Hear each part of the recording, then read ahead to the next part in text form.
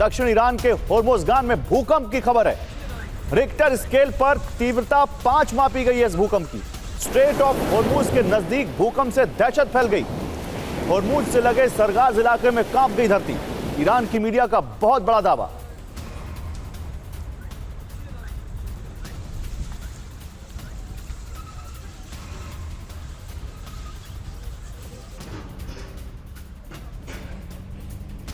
चलिए इस पे बात करते हैं अपने मेहमानों से। जनरल माथुर से शुरुआत करते हैं। जनरल माथुर, ये जब से वॉर शुरू हुई है तब से ईरान में 2-3 भूकंप आ चुके हैं। अलग अलग थेरीज आती हैं, आपकी भी कोई थेरी है इसमें? आपको लगता है कि नहीं ये नेचुरल कैलेमिटी है? जय हिंद गौरव। देखिए, थ्योरी तो कोई भी कुछ भी कर सकता है।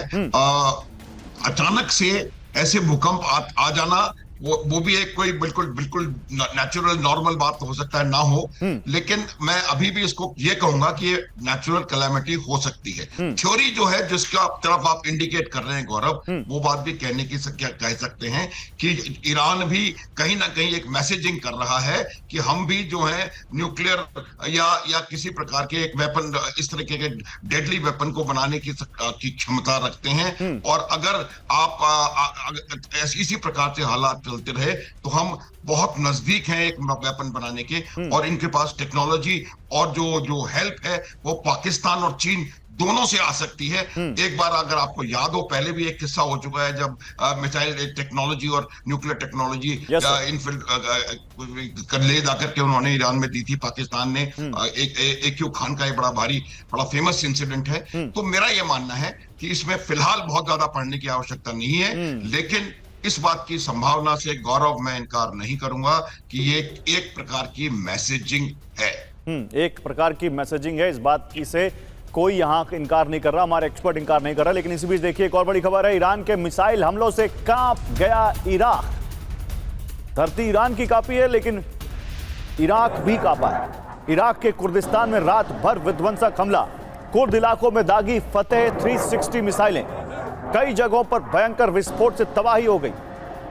ओपन सोर्स इंटेल का यह बड़ा दावा है। तो देखिए ईरान ने इराक को भी दहला दिया है। फतेह 360 मिसाइलें दागी हैं वहां पर। इराक के अमेरिकी बेस पर ड्रोन हमला। सोरान और खलीफान में अमेरिकी बेस टारगेट किए हैं ईरान ने। यूएस एयर डिफेंस के कई ड्रोन इंटरसेप्ट किए गए। बढ़ते हमलों से उत्तरी इराक में एयर डिफेंस एक्टिव। खासकर वो जो अमेरिकी बेसिस पर पेट्रियट लगे हुए हैं वो एक्टिव हो गए और उन्होंने इन मिसाइल्स को और इन ड्रोन्स को इंटरसेप्ट किया। लेकिन ऐसा लगता है कि ईरान ने ठान लिया है कि अब लेबनान का बदला वो अमेरिकी बेसिस से और इजराइल से लेगा। टोन और हरीर के यूएस बेस पर ड्रोन दागे हैं ईरान ने। कुर्दिस्तान के विपक्षी समूहों को भी टारगेट किया है। पेट्रियट एयर डिफेंस से कई अटैकिंग ड्रोन तबाह किए हैं अमेरिका ने। तो कुर्दिस्तान में ईरान का कहर। कुर्दिस्तान पे भी लगातार ईरान अपना कहर बरपा रहा है, ड्रोन और मिसाइलों से अटैक कर रहा है। उत्तरी इराक में कुर्द इलाकों में मिसाइल ड्रोन हमले किए ईरान ने। इरबिल और सुलेमानिया प्रांत पे रात भर एयर स्ट्राइक की है। इरबिल में सोरान और खलीफान अमेरिकी बेस में ड्रोन अटैक किए हैं यहां पर ईरान ने। कुर्द इलाकों में दागी फतेह 360 मिसाइलें। कुर्दिस्तान फ्रीडम पार्टी, कोमाला और कुर्दिस्तान डेमोक्रेटिक पार्टी पर हमले किए हैं। पेट्रियट एयर डिफेंस ने कई ड्रोन इंटरसेप्ट किए हैं। और इसके अलावा ये जो हमारे पास जानकारी है, जो विजुअल हम आपको दिखा रहे हैं, भी जो आप देख रहे हैं, ओपन सोर्स इंटेल से जानकारी आ रही है, ये बताती हैं कि किस तरह से अब ईरान ने ठान लिया है कि चलो अगर ये मिनी वॉर है, अगर ये ऐसा ही सीज फायर है जिसमें ऐसे हमले जायज हैं, तो हम क्यों ना करें और हम प्रीएम्प्टिव स्ट्राइक करेंगे। हम क्यों यहां पर पहले वार झेलें और उसके बाद फिर पलटवार करें। एयर कमोडोर एसबेल, सही कह रहा हूं ना मैं? ये ईरान का ये कौन सा नया ये पैतरा देख रहे हैं आप? जय हिंद। बहुत ही अच्छा एनालिसिस आपने किया है। साथ में मैं ये कहूंगा कि ये वाला जो एरिया है ये कुर्दिस्तान रीजन के अंदर आता है। यहाँ पे कुर्द्स जो है वो डोमिनेट करते हैं। पेशमार्गा जो उनकी आर्मी है उसके जो मेन लीडर है वो है बरजानी। उनके साथ जनवरी में बातचीत हुई थी ट्रंप की। वो चाहते थे इंटरनली ईरान के अंदर कुछ रेवोल्यूशन सा क्रिएट किया जाए कुर्द से, यानी कि कुर्द फोर्सेज 10 मिलियन के करीब कुर्द हैं ईरान के अंदर, यानी कि 10 से 12% उनकी पॉपुलेशन ईरान की कुर्द्स की है। तो वो चाहते थे कुर्द्स भी वहां पे कुछ ना कुछ रिबेल्स वाला एक्शन करें। लेकिन इस वजह से अब ईरान जो है अपना बदला पूरा ले रहा है। वो इन्हीं जो साइट्स है कुर्दिश ऑपोजिशन कैंप साइट्स हैं जो कि अर्बिल के ईस्ट में आती हैं, उन पे हमले कर रहा है, अर्बिल एयरबेस पे हमले कर रहा है, अर्बिल इंटरनेशनल एयरपोर्ट को छोड़ दिया अभी उसने, हरीर पे हमले कर रहा है। यहाँ पे 2 से 2.5 हजार अमेरिका के ट्रूप्स हैं। ये आईएस के अगेंस्ट पोजीशन किए गए थे, लेकिन जब भी कुड्स के साथ इंटेलिजेंस को एक्सचेंज करना होता है या इंटेलिजेंस उनको देनी होती है ईरान के अंदर कुछ प्रॉब्लम क्रिएट करने की, तो यहां से कोऑर्डिनेट होते हैं सारे ऑपरेशंस। इसी वजह से फोकस यहां पे। दूसरी चीज कहूंगा मैं, एक बड़ी इंपॉर्टेंट चीज, कि अगर देखिए ईरान ने जब इजराइल के ऊपर हमला किया, उन्होंने एक अपॉर्चुनिटी दी थी ट्रंप को कि अगर उसको फुली एस्केलेट करना चाहते तो कर सकते थे, पर उन्होंने नहीं किया। अब वो दोनों को कह रहे हैं कि आप हमले बंद करो। इसका ये मतलब है कि कहीं ना कहीं ट्रंप भी अब चाहते हैं कि अब मेरे को किसी ना किसी तरीके से यहां से निकलना है। पुराने वाले ट्रंप होते तो अब तक ईरान पर कितनी मिसाइलें बरस चुकी होती यहाँ पर अमेरिका की, और अब देखिए कैसे यहाँ पर अभी तक ट्रंप की तरफ से एक अटैक नहीं आ रहा है। भयंकर अंजाम भुगतेंगे अमेरिका और इजराइल। अमेरिका और इजराइल के लिए नरक बनेगा पश्चिम एशिया। देखिए ईरान के तेवर नेक्स्ट लेवल पर हैं। सुप्रीम नेशनल सिक्योरिटी काउंसिल के चीफ बाकिर जुल्खद्र की यह वार्निंग है कि पश्चिम एशिया अमेरिका और इजराइल के नरक बनेगा और यहां पर वो रह नहीं सकते। अब हॉर्मुज में अमेरिका को डायरेक्ट वार्निंग दी गई है। अमेरिकी नाकाबंदी को तबाह कर देगा ईरान। समझौता नहीं हुआ तो अमेरिकी नाकाबंदी खत्म कर देंगे।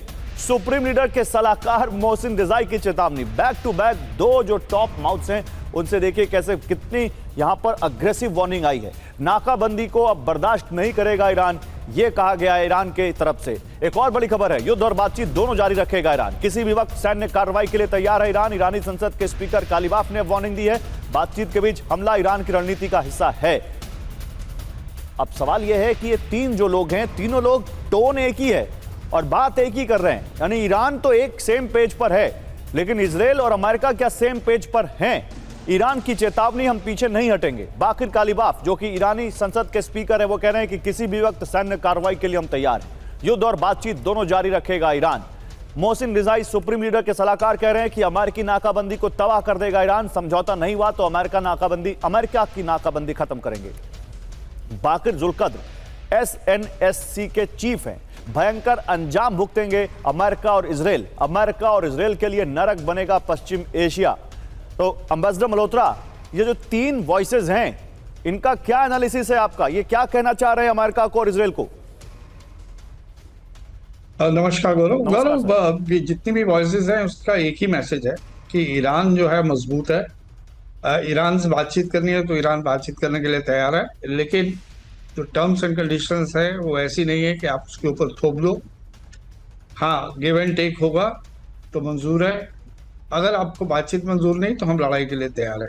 और बाकी जो बेलिजरेंट स्टेटमेंट्स होती है वो तो वॉरफेयर का एक हिस्सा भी होती है, और ये दिखाने की कोशिश की जा रही है कि ईरान जो है हर तरीके से तैयार है। बातचीत करनी है, बातचीत करो। एक दूसरा मैसेज उनका ये भी है कि एज फार एज ईरान का जहाँ तक सवाल है, ईरान एक मत है। लड़ाई के लिए भी तैयार है, बातचीत के लिए भी तैयार है। आप लोगों में क्या, अमेरिका और इजराइल में क्या चल रहा है वो एक अलग बात है। नहीं, लेकिन सर एक चीज और जल्दी से एक एनालिसिस और दीजिए। मैं वही जानना चाह रहा था कि ट्रंप की टोन डाउन हुई है और ईरान की टोन और अग्रेसिव हुई है, तो इसका क्या एनालिसिस आपका, अगर आप 20 सेकंड बता सके। देखिए, जब एक अगर आपको कमजोर पड़ता हुआ दिखाई देता है तो दूसरा जोर से दहाड़ता है। हाँ, उसे लगता है कि ये समय है जिसे दहाड़ा जाए। उसे लगता है कि कोई बात तो ऐसी है जो ट्रंप को सता रही है, कि ट्रंप चाह रहा है कि मैं इस वॉर को रुकवा दूं। तो उसका जो क्लोजेस्ट अलाई है, जिसके बिहाफ पे उससे इतनी बड़ी लड़ाई छेड़ दी, फर्स्ट टाइम अमेरिका की हिस्ट्री में कि अमेरिका ने इजराइल के बिहाफ पे बंकर बस्टर बॉम्ब फेंके पिछले साल, इस बार दोबारा लड़ाई में कूदा, और वही जो है उसे आंखें दिखा रहा है और उसकी बात नहीं मान रहा है। बार बार उसे ओपन स्टेटमेंट देनी पड़ रही है ट्रंप को कि भाई मान जाओ, यू विल बी आइसोलेटेड, तो अलग पड़ जाओगे, फिर मत कहना मुझे। तो ट्रंप की कहीं ना कहीं मजबूरी है। जो हम जनरल एक यूनिवर्सल एनालिसिस यही है कि ट्रंप परेशान है इस चीज से। उसके आने वाले समय में इस बार भी आगे और बात करेंगे, अपने और एक्सपर्ट से बात करेंगे, लेकिन सर मैं आपको यहीं पे रोकूंगा। इस बीच कुछ और बड़ी खबरें आ रही हैं। इजराइल पर ईरानी हमलों से भड़क गए नेतन्याहू की ईरान और हिजबुल्लाह को चेतावनी। हमलों का करारा जवाब देगा इजराइल। ईरान हिजबुल्लाह का सैन्य गठजोड़ मंजूर नहीं, ये नेतन्याहू ने कहा है। क्लैश रिपोर्ट के हवाले से खबर आ रही है। तो नेतन्याहू की ईरान और हिजबुल्लाह को वार्निंग। बिग वॉल पर और जानकारी अब आपके लिए लेकर आया हूं मैं। क्या नेतन्याहू ने ईरान हिजबुल्लाह के बहाने ट्रंप को धमकी दी है कि तुम कुछ भी कहो मैं नहीं रुकूंगा? क्या नेतन्याहू ट्रंप की बात नहीं मानेंगे जो उनके तेवर बता रहे हैं? क्या नेतन्याहू ट्रंप के खिलाफ जाकर ईरान पर हमला करेंगे? क्या नेतन्याहू अमेरिका के खिलाफ जाकर लेबनान पर भी लगातार हमले करते रहेंगे? ये कुछ बड़े सवाल हैं जिनके उत्तर अभी अपने एक्सपर्ट से जानूंगा मैं। लेकिन नेतन्याहू की ट्रंप को सीधी चुनौती, ये ब्रेकिंग न्यूज देखिए आप। इजराइल पर हमला होगा तो करारा जवाब देंगे, इजराइल की रक्षा के लिए कुछ भी करेंगे, नेतन्याहू ने कहा है। ट्रंप से बातचीत में नेतन्याहू का आक्रामक रुख। तो ट्रंप ने नेतन्याहू को हमलों से रोका, फिर हमला किया तो अकेले जंग लड़नी होगी, ये ट्रंप ने कहा है। तो नेतन्याहू और ट्रंप के बीच ऑल इज नॉट वेल, और ये पब्लिक फोरम पर आ चुका है। ट्रंप की वार्निंग के बाद नेतन्याहू ने अपना फैसला बदला। ईरान पर बड़े हमले की तैयारी में था इजराइल, लेकिन अब उन्होंने ट्रंप की वार्निंग के बाद अपना फैसला टाला है। एक्सियोस की रिपोर्ट में यह बड़ा दावा किया गया है। तो हमला रोको, ट्रंप की वार्निंग। ट्रंप ने नेतन्याहू को ईरान पर हमलों से रोका। ट्रंप ने कहा, बीबी आपको सावधान हो जाना चाहिए, बहुत जल्द अलग थलग पड़ जाएगा इजराइल।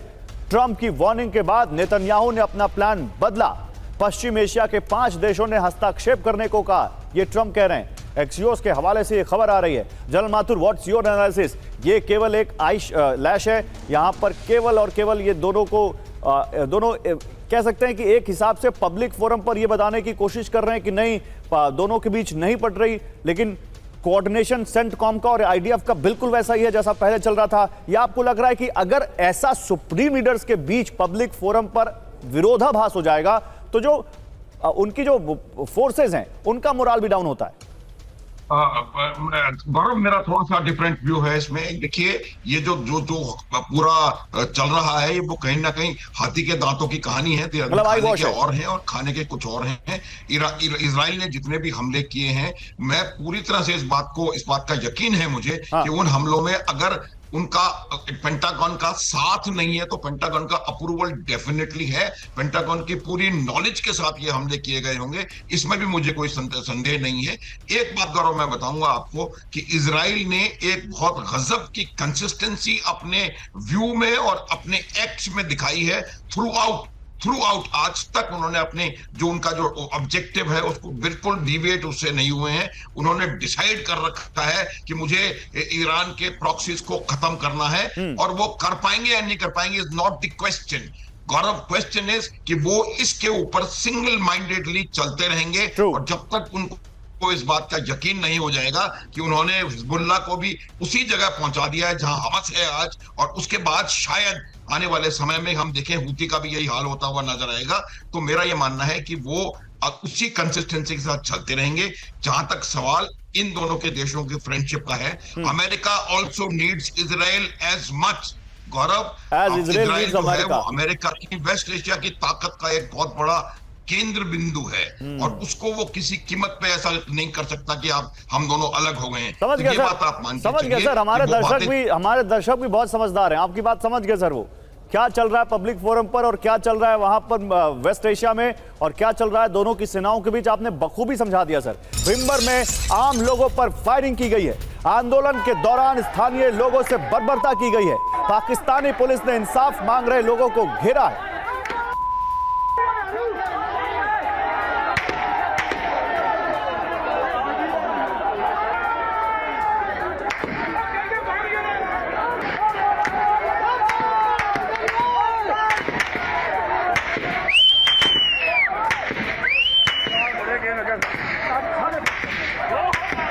मुनीर की सेना की बर्बरता देखिए।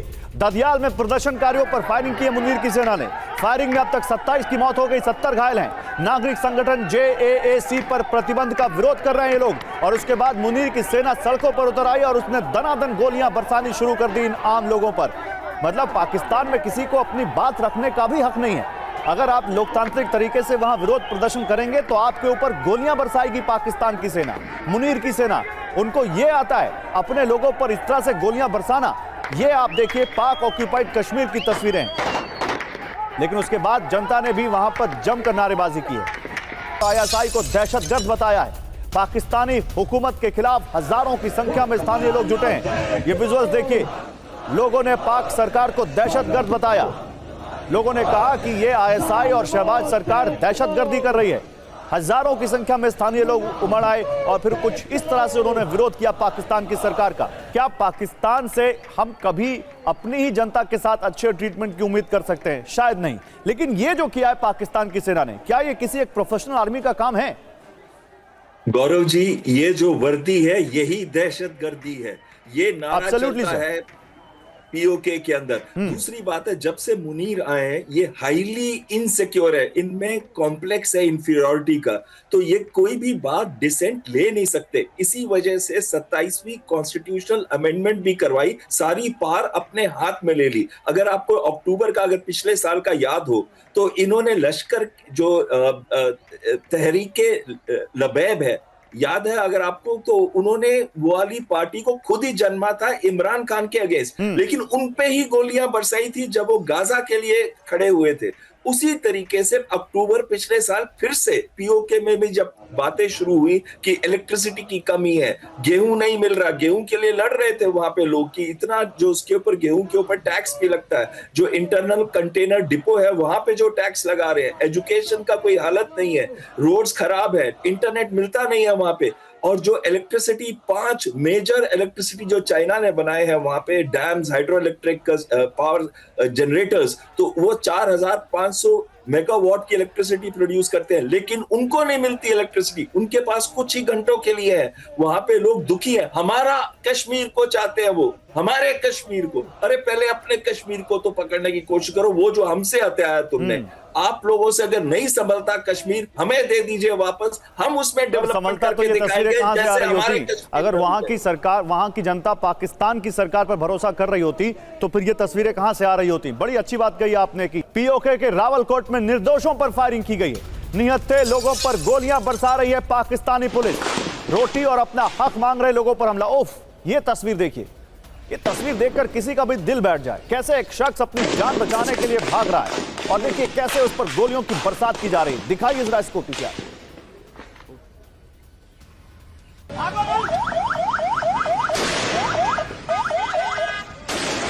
जेएसी कार्यकर्ता की मौत पर भड़के लोग, पुलिस की फायरिंग में कई लोगों की मौत हो गई है।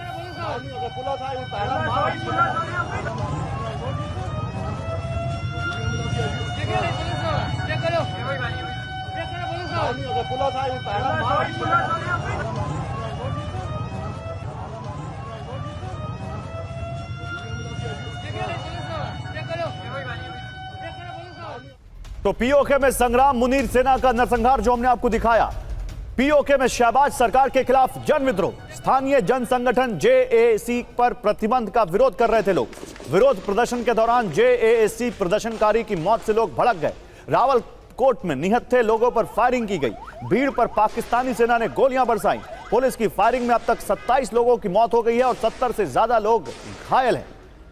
इसी बीच देखिए पीओके में बगावत पर भारतीय विदेश मंत्रालय का भी बयान आया है, वो भी आपको देखना चाहिए। पीओके में बर्बरता की खबरें, ये कहा है विदेश मंत्रालय ने।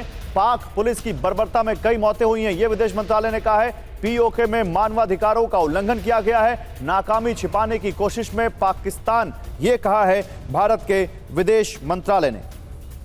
पाकिस्तानी कब्जे वाले कश्मीर में भीषण पुलिस बर्बरता की खबरें हम लोगों ने देखी है। कई एक रिपोर्ट देखने में आया है जिसमें कई एक प्रदर्शनकारी मारे गए हैं और कई एक बुरी तरह से घायल हैं। हम उम्मीद करते हैं कि अंतर्राष्ट्रीय समुदाय पाकिस्तान को अपने दुष्कर्मों और अत्याचारों के लिए जवाबदेही ठहराएगा। और देखिए इसी पर बात करने के लिए अब चलते हैं एम्बेसडर मल्होत्रा के पास। एम्बेसडर मल्होत्रा, भारत ने तो अपनी आपत्ति जताई है और जतानी भी चाहिए, लेकिन क्या जो ये तस्वीरें आई हैं, क्या ये एक परफेक्ट केस नहीं बनता है दुनिया भर के लिए ये बताने को कि चाहे ह्यूमन राइट्स हो, चाहे वो आम लोगों के ऊपर के खुद के जो राइट्स हो, जो डेमोक्रेटिक राइट्स हो, वो बिल्कुल पाकिस्तान में लोगों को एक्सरसाइज नहीं करने दिए जा रहे और इसके ऊपर अब वर्ल्ड बॉडीज को कुछ कहना चाहिए, कुछ एक्शन लेना चाहिए, यूएन जैसी बॉडीज को। गौरव, ये पाकिस्तान का एक लंबा इतिहास है, तो उसे ये कह सकते हैं जो हम आज देख रहे हैं पाकिस्तान ऑक्युपाइड कश्मीर में, ये उसकी अंतिम कड़ी, अंतिम मतलब आज की तारीख में अंतिम कड़ी। ये लंबा इतिहास है, इनका डॉक्यूमेंटेड एविडेंस है कि कैसे ये माइनॉरिटीज को टेरराइज करते आ रहे हैं, कैसे माइनॉरिटीज की जो वहाँ पॉपुलेशन है दिन ब दिन कम होती चली जा रही है।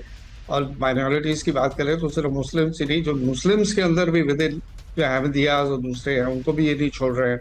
तो इनका रेपुटेशन ऑलरेडी इस बात को लेके है। लेकिन हमारे अनफॉर्चुनेटली ये जो ह्यूमन राइट्स से रिलेटेड जितने भी बॉडीज हैं उनकी इफेक्टिवनेस कुछ नहीं है, उनकी आवाज में कोई दम नहीं है, पूरे यूएन की आवाज में दम नहीं है। तो ये बेचारी छोटी सी जो human rights so called organisation है ये क्या करेंगी? डॉक्यूमेंट करेंगी, शोर मचेगा। अनफॉर्चुनेटली पाकिस्तान की जो न्यूसेंस वैल्यू है, जो ये अमेरिका ने इसे अपनी गोद में बिठा रखा है फॉर स्ट्रेटेजिक रीजंस कह लीजिए या कुछ भी कह लीजिए, लेकिन बर्दाश्त की एक हद होती है गौरव। और वो मुझे लग रहा है कि पाकिस्तान ऑक्युपाइड कश्मीर इन पर्टिकुलर और पाकिस्तान में इन जनरल ये आवाम जो है उस दिशा में बढ़ रहा है आगे, और ये देखना है कि किस हद तक ये इसको दबा पाएंगे। बिल्कुल, जो इतनी इनसिक्योरिटी, ज्वाइंट अवामी एक्शन कमेटी, वहां के लोग अपने राइट्स की मांग कर रहे हैं, आजादी की मांग कर रहे हैं। न केवल उस संगठन को बैन किया गया है बल्कि उसके कार्यकर्ता की मौत भी वहां पर हो गई, जिसके बाद लोगों ने वहां पर आवाज उठानी शुरू की और फिर ये हुआ वहां जहां 27 से ज्यादा लोगों की मौत हो गई। सर, इसी बीच एक बड़ी खबर है हॉर्मुज स्ट्रेट से। एक बार फिर से आते हैं अरब में। हॉर्मुज स्ट्रेट में अमेरिकी सेना को बड़ा नुकसान हुआ है। हॉर्मुज में क्रैश हुआ है अमेरिका का अपाचे हेलीकॉप्टर। अमेरिकी हेलीकॉप्टर पर मिसाइल हमले की आशंका है। अमेरिकी हेलीकॉप्टर में मौजूद क्रू मेंबर्स बचा लिए गए हैं। हेलीकॉप्टर क्रैश पर न्यूयॉर्क टाइम्स ने रिपोर्ट किया है। तो देखिए, एक और एयरक्राफ्ट यहां पर अपाचे हेलीकॉप्टर है, बहुत मशहूर हेलीकॉप्टर है, अमेरिका पूरी दुनिया में इसको शोकेस करता है, वो क्रैश हुआ है और हमले की खबर है, मतलब हो सकता है कि इस पर हमला हुआ हो। अमेरिकी हेलीकॉप्टर पर मिसाइल हमले की आशंका है। अब मिसाइल हमला कौन करेगा वेस्ट एशिया में, तो हम सब जानते हैं। इसी बीच ओमान की खाड़ी में अमेरिकी सेना का हमला, फ्लाउ के झंडे वाले टैंकर पर अमेरिकी अटैक। ईरान की ओर बढ़ रहे MT मैरीवेक्स पर मिसाइल अटैक किया गया। 3 बार चेतावनी देने के बाद FA-18 सुपर हॉर्नेट ने हमला किया, यानी बेसिकली अमेरिका ने इस पर हमला किया है। और एक और बड़ी खबर, ओमान की खाड़ी में भारतीय नाविकों का रेस्क्यू किया गया। मैवरिक्स टैंकर में मौजूद 24 भारतीय क्रू मेंबर्स बचा लिए गए। भारत और ओमान का संयुक्त रेस्क्यू ऑपरेशन था ये। MRCC मुंबई ने सभी भारतीय क्रू मेंबर्स को सुरक्षित निकाल लिया है। ईरान हिजबुल्लाह के समर्थन में हुती का हमला, इजरायल की पोर्ट सिटी इलात को दहला दिया है हुती ने। पोर्ट से लगे इलाकों को हुती ने टारगेट किया। रिहायशी इलाकों के बीच ड्रोन गिरने से दहशत फैल गई। स्ट्राइक से इलात में सायरन बजे हैं। उत्तरी इजरायल के शोमेरा में भी ड्रोन दिखे हैं। इलात में हुती के कई ड्रोन इंटरसेप्ट किए गए हैं। विस्फोट से कई इमारतों को नुकसान पहुंचा है। मिडिल ईस्ट 24 का यह बड़ा दावा है। आइए अब आपको दिखाते हैं इजरायल में हुती की ड्रोन स्ट्राइक पर डिटेलिंग। हिजबुल्लाह पर हमलों के बीच दक्षिण इजरायल में अटैक बढ़ गए हैं। रेड सी से लगे इलाट से नेगेव तक हुती के ड्रोन हमले हो रहे हैं। अब रिहायशी हमलों के बीच ड्रोन गिरने से दहशत फैल गई रिहायशी इलाकों के बीच, और पूरे इलाक में बजे siren. Air defence system active हो गए। आयरन डोम ने तबाह किए ड्रोन। इंटरसेप्शन के दौरान विस्फोट हुआ। ओपन सोर्स इंटेल और मिडिल ईस्ट 24 से जानकारी आ रही है। यहां पर जनरल माथुर, क्या आपको लगता है कि ये हुती, हिजबुल्लाह और हमास, यही ईरान की वो नस है जिस पर इजरायल ने पैर रख दिया है या उसको दबा दिया है, जिसकी वजह से ईरान बार बार सीज फायर में हिजबुल्लाह की शर्त जोड़ रहा है? हुती लगातार उसको यहां पर बैक कर रहा है क्योंकि उनको मालूम है कि अगर ये संगठन नहीं रहे तो ईरान की आधी ताकत तो वैसे ही चली जाएगी। इसीलिए ये संगठन और ज्यादा हमले कर रहे हैं इजरायल पर। बिल्कुल गौरव, इजराइल की जो ईरान के जो फॉरवर्ड ऑफेंसिव रेजिमेंट्स हैं, उन रेजिमेंट्स का नाम ही हमास, हिजबुल्लाह और हुती है। और ये हुती जो है वो सिर्फ और सिर्फ इजराइल के खिलाफ ही नहीं है। किस प्रकार से उन्होंने यमन के 30% इलाके को अपने कब्जे में कर रखा है, यहाँ पर वो शिया। तो मेरा ये कहने का अर्थ है, देखिए गौरव, कि इन तीनों को निश्चित रूप से वो चाहेंगे कि कोई इनके ऊपर इस प्रकार का कोई समझौता ना हो जो कि उनके इंटरेस्ट के खिलाफ है। इनको पालना पोसना और इनको इक्विप करना, आर्म करना वो छोड़ने वाले नहीं है। और यही एक कारण है, इजराइल भी लगातार इस प्रकार के जो समझौता ईरान और अमेरिका के बीच में होने की संभावना बन रही है, उसमें इजराइल का एकमात्र इंपॉर्टेंट पॉइंट वो है कि आप इन तीनों ऑर्गेनाइजेशंस को, ऑर्गेनाइजेशंस कहना भी गलत होगा, इन तीनों आतंकवादी संगठनों को भी इस बातचीत के दायरे में लाएं और इन आतंकवादी संगठनों पर परमानेंट नकेल कसी जाए। पुरीज के आसमान में फाइटर जेट से पेट्रोलिंग, स्ट्रेटेजिक ठिकानों पर एयर डिफेंस एक्टिव, किसी भी वक्त हमले को रेडी ईरानी एयरफोर्स। ओपन सोर्स इंटेल का बड़ा दावा। और इसी बीच देखिए एक और बड़ी खबर है, ईरान में ग्राउंड ऑपरेशन की बहुत बड़ी तैयारी। अमेरिकी पैराट्रूपर्स की इजराइल में सीक्रेट तैनाती। खर्ग द्वीप में हमलों की तैयारी में अमेरिका। पेंटागन के लीक दस्तावेज से अमेरिकी जर्नलिस्ट का दावा। तो ईरान में हमलों को तैयार हैं यूएस पैराट्रूपर्स। अमेरिकी पैराट्रूपर्स की इजराइल में सीक्रेट तैनाती। 2 महीने में से इजराइल में तैनात हैं 82वीं एयरबोर्न बटालियन। आदेश मिलते ही खर्ग में पैराशूट से उतरेंगे ये सैनिक। पेंटागन के लीक दस्तावेज से अमेरिकी जर्नलिस्ट ने दावा किया है इजराइल में इसलिए तैनाती क्योंकि यहां अमेरिका को परमिशन नहीं लेनी पड़ती। कोई भी अरब देश ईरान में डायरेक्ट हमलों में शामिल नहीं होना चाहता। अब सवाल यहां पर यह एयर कमोडोर इस्माइल साहब, ये पैराट्रूपर्स तो वहां पर तैनात कर दिए गए हैं, लेकिन आपको लगता है कि कभी ऐसी नौबत आएगी जहां इन पैराट्रूपर्स का इस्तेमाल हो पाएगा?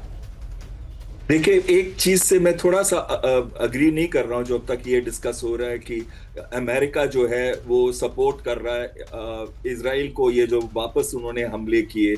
मैं ये कहता हूं पेंटागन ने उनको दी होगी, इंटेलिजेंस दी होगी, या हो सकता है कि उनको अर्ली वार्निंग भी दी हो मिसाइल्स के बारे में, लेकिन पेंटागन डायरेक्टली इन्वॉल्व नहीं था। इस बार जो ट्रंप है वो बिल्कुल रोकना चाहते हैं। एक ऑप्शन जो मिलिट्री ऑप्शन वो पहले ट्रंप को प्रेजेंट किए गए थे, उसमें एक खर्ग का द्वीप के ऊपर भी पैराड्रॉप का ऑप्शन था जो 82nd एयरबोर्न डिवीजन का था, लेकिन वो इसको कभी भी अमल में नहीं लाएंगे क्योंकि ये जस्ट 25 किलोमीटर दूर है।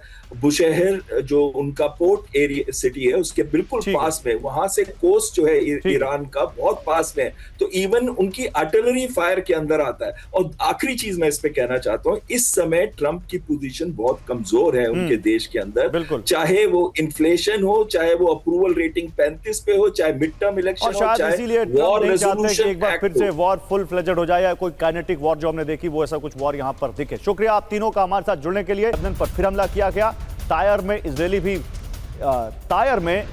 इजराइल ने भी भीषण स्ट्राइक की। लगातार दूसरे दिन लेबनान पर भयंकर बमबारी।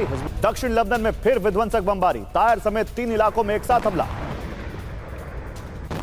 अब सलीम इलाके में सुने गए धमाके। हिजबुल्लाह के कमांड सेंटर के पास विस्फोट।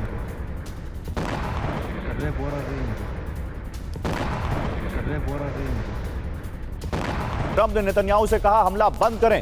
लेबनान पर हमला रोकना होगा, ट्रंप ने कहा। जल्द से जल्द यह मामला खत्म हो, ट्रंप ने कहा। और हॉर्मुज से बाब अल मंदेब तक इजराइल को घेरने की तैयारी। बाब अल मंदेब में भी ईरान की नाकाबंदी का प्लान। फारस की खाड़ी में लाल सागर तक किलाबंदी करेगा ईरान। IRGC कुछ फोर्स के कमांडर इस्माइल खानी की चेतावनी।